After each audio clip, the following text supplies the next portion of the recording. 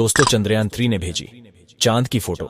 जी हां दोस्तों, चंद्रयान 3 ने चांद के धरती की फोटो को कैप्चर करके भारत की स्पेस एजेंसी इसरो के पास भेज दिया है।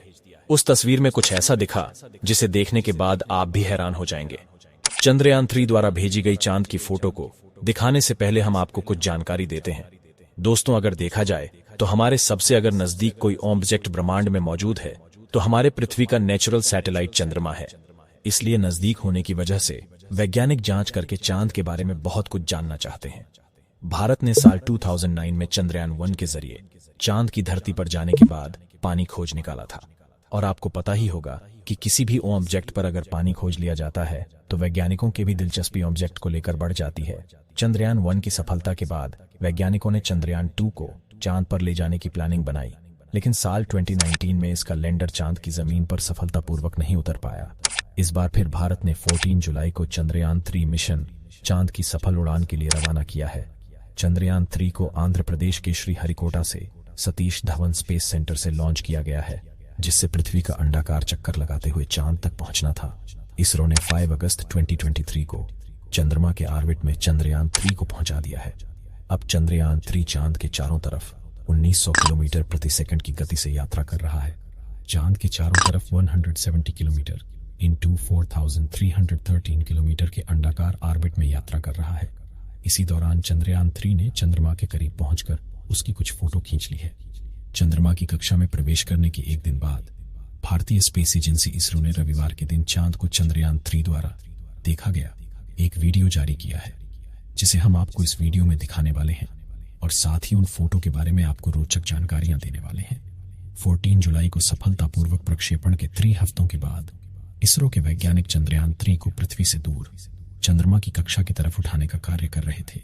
इसके बाद 1 अगस्त को एक महत्वपूर्ण प्रक्रिया में चंद्रयान को पृथ्वी की कक्षा से चंद्रमा की ओर सफलतापूर्वक भेजा गया। इस प्रक्रिया के बाद चंद्रयान 3 पृथ्वी से दूर उस पथ पर जाना शुरू कर दिया जो इसे चंद्रमा के नजदीक ले जाएगा। जल्द ही इसके ऑर्बिट को बदलकर 4 से 5000 किलोमीटर की ऑर्बिट में डाला जाएगा। चलिए दोस्तों, बात करते हैं चंद्रयान 3 द्वारा भेजी गई चंद्रमा की तस्वीरों के बारे में। चंद्रयान ने जो तस्वीर भेजी है उन तस्वीरों में काफी ज्यादा मात्रा में बड़े बड़े गड्ढे दिखाई दे रहे हैं। यह गड्ढे चांद की सतह पर मौजूद है। चंद्रयान 3 इस बार इन्हीं भयानक गड्ढे के बारे में जानकारियां हासिल करने वाला है। चंद्रयान से ली हुई चांद की पहली तस्वीर देखिए। हर तस्वीर में बाएं तरफ गोल्डन रंग का कुछ दिखाई दे रहा है। यह गोल्डन रंग चंद्रयान का सोलर पैनल है और सामने चंद्रमा की सतह और उसके गड्ढे दिख रहे हैं। ये हर फोटो में बढ़ते जा रहे हैं। जैसे जैसे चंद्रयान चांद की धरती के नजदीक जा रहा है वैसे वैसे ये गड्ढे भी बढ़ते जा रहे हैं। इसरो ने चंद्रयान 3 से ली गई चांद की तस्वीरों को रविवार के दिन उसके ऑर्बिट बदलने से 1 या 2 घंटे पहले ही जारी किया था। जानकारी के मुताबिक चंद्रयान 3 ने चांद का चक्कर लगाते हुए कामयाबी से अपना ऑर्बिट भी बदल लिया है। 14 अगस्त की दोपहर में इसे घटाकर 1000 किलोमीटर किया जाएगा। 5 वे ऑर्बिट मोनोवर ने इसे 100 किलोमीटर की कक्षा में डाला जाएगा। 17 अगस्त को प्रोपल्शन मॉड्यूल और लैंडर मॉड्यूल अलग होंगे। 18 और 20 अगस्त को DRD मीटिंग होगी, यानी चांद के ऑर्बिट की दूरी को कम किया जाएगा। लैंडर मॉड्यूल 100 × 35 किलोमीटर के ऑर्बिट में चला जाएगा। इसके बाद 23 अगस्त को शाम 5:47 पर चंद्रयान की लैंडिंग कराई जाएगी। आपको बता दें कि चांद के ऑर्बिट को पकड़ने के लिए चंद्रयान 3 की गति को करीब 3600 किलोमीटर प्रति घंटा के आसपास किया गया था, क्योंकि चंद्रमा की ग्रेविटी धरती की तुलना में 6 गुना कम है। अगर ज्यादा गति रहती है तो चंद्रयान इसे पार कर जाता। इसरो के वैज्ञानिकों ने चंद्रयान की गति को कम करके 2 या 1 किलोमीटर प्रति सेकंड किया। इस गति की वजह से वह चंद्रमा के ऑर्बिट को पकड़ पाया। अब धीरे धीरे चांद के चारों तरफ उसके ऑर्बिट की दूरी को कम करके दक्षिणी ध्रुव के पास लैंड कराया जाएगा। चंद्रयान 3 मिशन में दिलचस्पी इसलिए भी बढ़ जाती क्योंकि आज से पहले वहां पर केवल ऑर्बिटर पर ही जानकारी ली गई है। अभी तक किसी भी रोवर ने वहां से जानकारी नहीं भेजी है, इसलिए अब भारत ने अपना मिशन वहां पर भेजा है। और जब वहां पर उतरेगा तो वहां पर मौजूद नई नई चीजों के बारे में पता चलेगा। हो सकता है कि चांद के इस भाग में आम इंसान के फ्यूचर में काम आने वाली कोई बड़ी एनर्जी सोर्स के बारे में पता लग सके, जो आज पेट्रोल और डीजल बहुत बड़ी जरूरत बन चुके हैं। अगर वहां तीसरा एनर्जी सोर्स मिल जाए तो इसकी कमी को पूरा किया जा सकता है। इस बार चंद्रयान 3 को चांद के डार्क साइड में लैंड करना है। हालांकि चांद के डार्क साइड में लैंड करना इतना भी आसान नहीं है। चलिए उससे पहले हम आपको चांद के बारे में कुछ जानकारियां देते हैं। चांद पृथ्वी का एकमात्र नेचुरल सैटेलाइट है जो चांद के चारों ओर चक्कर लगाता है। मनुष्य और टेक्नोलॉजी ने जैसे जैसे विकास किया है वैसे वैसे इस ब्रह्मांड की चीजों के बारे में जानने की उत्सुकता बनी रहती है। सदियों से चंद्रमा का मानव इतिहास और मानव संस्कृति से गहरा संबंध रहा है। सूर्योदय और सूर्यास्त के समय चंद्रमा की सतह पर धूल का बादल मंडराता है। इसका असली कारण अभी तक वैज्ञानिकों को भी पता नहीं चला है। दोस्तों, अब बात करते हैं कि चांद की धरती पर चंद्रयान 3 का सॉफ्ट लैंडिंग इतनी आसान क्यों नहीं है।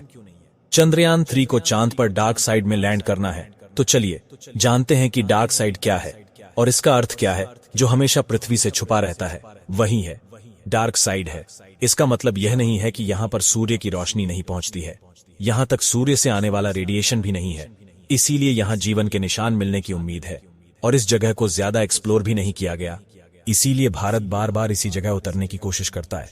चंद्रयान 2 में इसी से उतरते समय किसी सॉफ्टवेयर गिलीच की वजह से लैंडर ने ही चांद की सतह पर क्रश लैंडिंग की थी और अब भारत दोबारा उसी जगह पर लैंड करने का प्रयास कर रहा है। चांद का डार्क साइड काफी ज्यादा उभर खाबड़ है, यहाँ का तापमान भी काफी ज्यादा कम रहता है, इसलिए यहाँ पर बर्फ पाए जाने के लिए संभावना भी बनी रहती है। इस वजह से किसी भी स्पेसक्राफ्ट लैंडिंग इतनी आसान नहीं होती। चलिए आपको बताते हैं कि चंद्रयान 3 आखिर चांद पर क्या करेगा। साथियों, साल 1959 में रसिया के स्पेसक्राफ्ट ने पहली बार चांद पर लैंडिंग की थी, जिसके बाद अमेरिका ने भी कई मून मिशन किए और 20 जुलाई 1969 को नासा के अपोलो मिशन के दौरान एस्ट्रोनॉट नील आर्मस्ट्रांग और बज एल्ड्रिन ने चांद पर पहली बार कदम रखा था। जिसके बाद नासा ने कई मून मिशन किए थे और अपने कुल 12 एस्ट्रोनॉट्स को चांद पर भेजा। एस्ट्रोनॉट ऐसे व्यक्तियों को कहते हैं जो पृथ्वी के वायुमंडल से ऊपर जाकर अंतरिक्ष में यात्रा करते हैं और यात्रा के दौरान खोज करते हैं।